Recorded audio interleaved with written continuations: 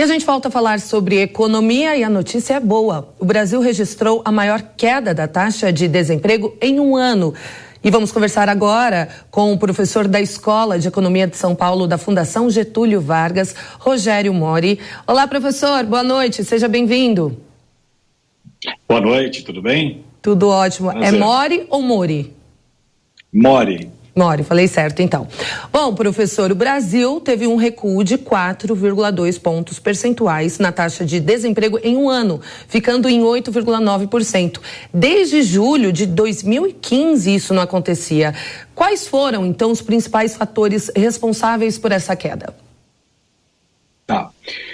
O Brasil passa por um momento muito bom do lado da atividade econômica como um todo, tá? Principalmente olhando o mercado de trabalho.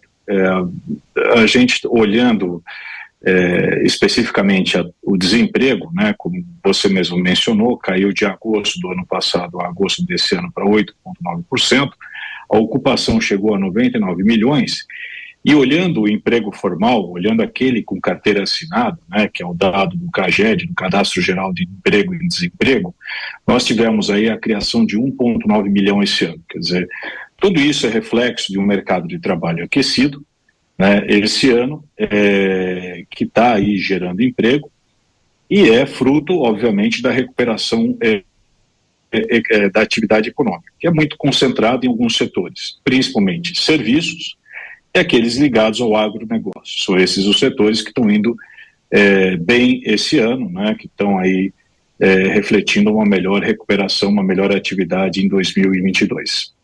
E o número de pessoas ocupadas é de 99 milhões. Fabiana Barroso participa também da entrevista. Sua pergunta, Fabi.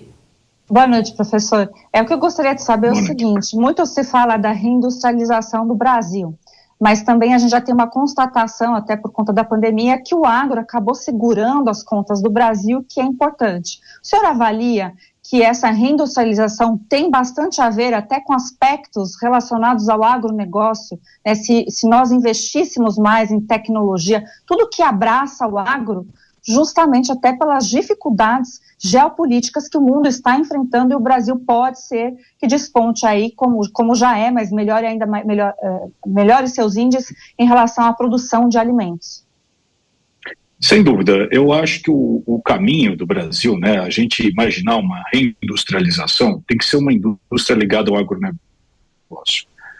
O agronegócio é a nossa grande vantagem comparativa. Se a gente for imaginar Brasil do século XXI, ele obviamente é um Brasil ligado ao agronegócio. O Brasil é muito pouco falado, mas nós passamos por uma verdadeira revolução agrícola nos últimos 40 anos.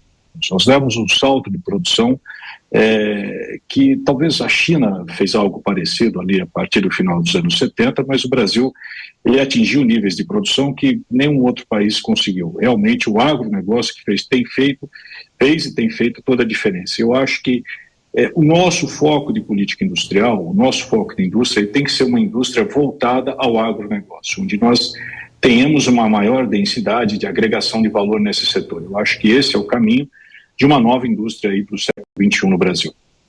Professor, nós mostramos há pouco também uma matéria sobre empreendedorismo, que teve um aumento, né? Um movimento pós-pandemia, um aumento de empreendedores no Brasil.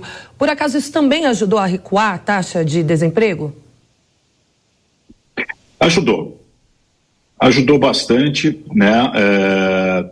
O Brasil, a reabertura da economia como um todo, né? Hoje nós vivemos um reflexo da reabertura plena, né? No setor de serviços, isso ajudou também a recuperação do emprego nesse setor e da atividade econômica na área de serviços.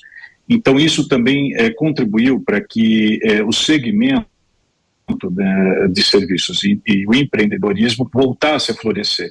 Então você vê hoje, né, novas atividades e novas casas aí aparecendo, novos setores aí surgindo e aproveitando esse momento de retomada na economia brasileira. Professor, em relação, a gente sabe que o mercado e a intersecção aí com o mundo político é algo a se fazer, é difícil não pensar o que será para frente. Então nós estamos vendo realmente a economia melhorar um pouco, em relação ao desemprego também. Como que o mercado enxerga com ambos candidatos, né? Nós estamos há poucas semanas dessa definição, mas eu sei que existe um certo pragmatismo, mas existe esse olhar mesmo de que um candidato seria um pouco mais pró-Estado e o outro um pouco mais deixando esse mercado livre, e a resposta do mercado seria diferente para se um assumir ou o outro assumir? Existe. Eu vou colocar essa pergunta em duas dimensões. Uma dimensão de curtíssimo prazo. A de curtíssimo prazo, eu vou dizer que a notícia para o emprego é muito boa. O desemprego agora ele vai continuar caindo, né? Daqui para frente, são os meses em que sazonalmente o emprego aumenta no Brasil, então a taxa de desemprego ela vai recuar, particularmente no final do ano ela vai ser menor, né? É um momento em que você tem um aquecimento, inclusive dezembro é o momento daquela criação de vagas temporárias no comércio, então é um momento em que o brasileiro tem que aproveitar para ter aí aquele seu emprego, né? Então, o curtíssimo prazo do emprego é bom. Agora, olhando médio e longo prazo, obviamente há essa percepção, né? Há a percepção de que há uma linha um pouco mais voltada para uma economia mais de Estado, mais intervencionista, e uma economia mais, um outro lado, um pouquinho mais pró-mercado, né? Uma delas já está mais definida, a outra ainda a gente tem uma coisa um pouco mais nebulosa, dito muito pouco, né, em relação àquilo que vai se fazer do ponto de vista econômico ainda há poucas semanas das eleições. Então, a gente ainda está um pouquinho no limbo nesse aspecto. Bom, professor, a gente está falando sobre eleições, né? Para o senhor, na avaliação do senhor, qual será o principal desafio do próximo ministro da Economia em 2023? E também na avaliação do senhor, quais reformas poderiam ajudar a aquecer o mercado brasileiro, o número de desempregos, enfim? Eu acho, particularmente, o próximo ministro ele vai ter um desafio grande, né? Alguns desafios, né? O primeiro deles, obviamente, ele vai herdar aí já um volume de gastos que já foram contratados esse ano para o ano que vem. Então, a primeira discussão é o que se faz com esse teto, né? Essa é uma discussão que vai já estar no dia, eu diria, dia seguinte à eleição, né? Não é algo nem que a gente vai esperar até janeiro, é algo que já vai começar a ser discutido já com o governo que continua, o próximo governo, né? Depois disso, eu acho que a gente precisa de reformas estruturais. Aí eu vou colocar reforma tributária, reforma administrativa, como elementos essenciais dentro daquilo que tem que ser feito. Eu acho que a gente precisa ter cada vez mais um Estado eficiente, né? Um Estado que seja funcional, né, para o Brasil, porque hoje nós temos um Estado cada vez maior, né, e com uma produtividade relativamente baixa, né? Então, nós temos o setor privado carregando nas costas um Estado cada vez mais pesado, né, e a solução sempre tem sido, no Brasil, o aumento da carga tributária, né? Então, eu acho que essa equação precisa mudar e eu acho que esse que tem que ser o drive do próximo governo, né? Algo que ainda a gente não está vendo sendo desenhado nesse momento, mas é um desafio que eu vejo. Eu acho que seria razoável que o próximo ministro já apontasse nessa direção aí uma vez encerradas as eleições. Bom, antes de passar para a Fabi a próxima pergunta, vou aproveitar essa deixa. Professor, o candidato Lula, ele fala muito sobre teto de gastos, que ele cortaria o teto de gastos. É viável para o senhor? Eu acho teto de gastos uma medida interessante, tá? A minha opinião, eu particularmente acho, da sua origem, eu sou um pouco crítico nessa fórmula especificamente da correção pela inflação, né? Essa fórmula da correção pela inflação, ela implica que necessariamente você tem que ter uma redução do tamanho do Estado como proporção do PIB, né? Porque se o PIB nominal aumenta e você corrige pela inflação, significa que o Estado, como proporção do PIB, está encolhendo. Isso só é possível se você aumenta a produtividade do Estado. Eu acredito que isso estava na cabeça do governo Temer quando o teto de gastos foi criado. Só que isso não foi levado adiante. Então, se isso não é levado adiante, é uma questão de tempo do teto de gastos estourar, né? Enquanto ele não estoura, o governo vai fazendo o quê? Comprimindo despesas discricionárias, que é o que tem sido feito. O governo está o quê? No seu menor nível de investimentos, historicamente.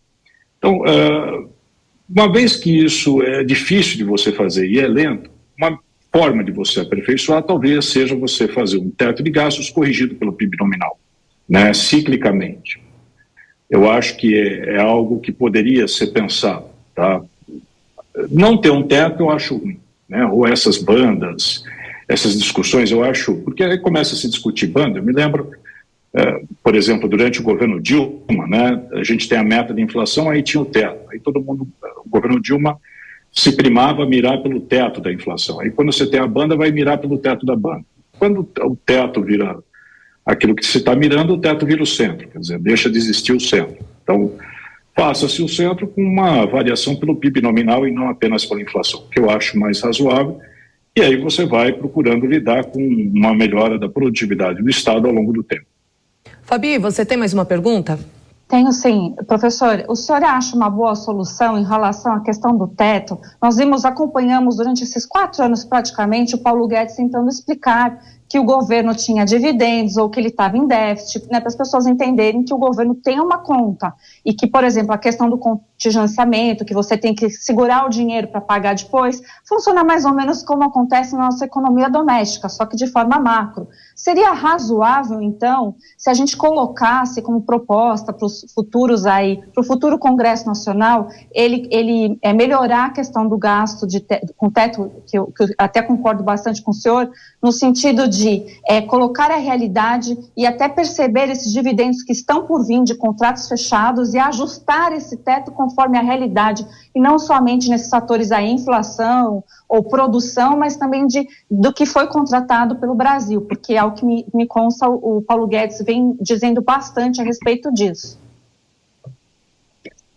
Eu acho interessante isso. O problema dessas fórmulas é que quanto mais complexas, mais difíceis elas são de comunicar, né? Quando a gente tem uma fórmula do teto, né, ela é uma fórmula simples, corrige-se pela inflação e o governo se adequa, né? Então ele impõe lá uma regra que é um limite e todo mundo sabe. Quando você começa a criar, eu entendo o que o Paulo Guedes está falando, eu concordo com ele, só que eu acho que ela torna a coisa um pouquinho difícil de você comunicar, de você colocar para o Congresso. É um pouco uma discussão que se teve no passado, só para ilustrar, quando se discutia a meta de inflação, se estabelecesse a meta de inflação ou o núcleo de inflação. O núcleo de inflação seria como se fosse a tendência de longo prazo da inflação, o que é razoável. Só que na hora que você vai comunicar que você está mirando a tendência de longo prazo da inflação, é muito mais difícil você comunicar do que você está mirando a inflação cheia. Optou-se pela inflação cheia. Então, eu acho que quando você tem regras, né, em que você tem que comunicar junto à sociedade, junto ao Congresso, junto ao Judiciário, fazer regras simples e transparentes são mais fáceis de você comunicar e existe uma meta ali estabelecida onde todo mundo sabe o que tem que seguir. Embora eu entenda o que o Paulo Guedes está falando e eu sou sensível aos argumentos dele. Conversamos então com o Rogério Mori. Professor, mais uma vez, obrigada. Excelente final de semana para o senhor. Obrigado, igualmente. Excelente final de semana. Obrigada.